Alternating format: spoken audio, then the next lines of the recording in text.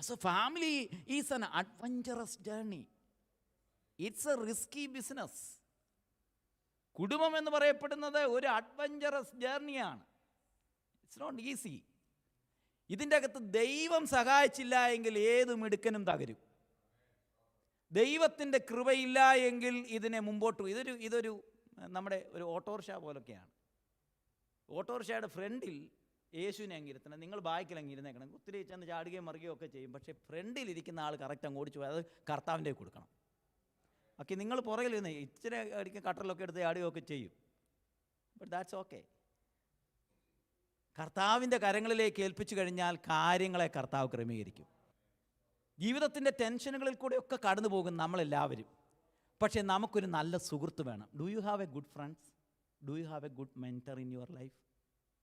It's very important in your life. നമുക്കൊരു നല്ല ഫ്രണ്ടും നല്ല മെൻറ്ററും ഒക്കെ ഉണ്ടാകുന്നത് നല്ലതാണ്. ഈ ടെൻഷൻ്റെ സമയങ്ങളിൽ എപ്പോഴും ദൈവം വന്ന് നമ്മളോട് പറഞ്ഞു എന്ന് വരത്തില്ല. പക്ഷേ യു നീഡ് എ ഫ്രണ്ട്.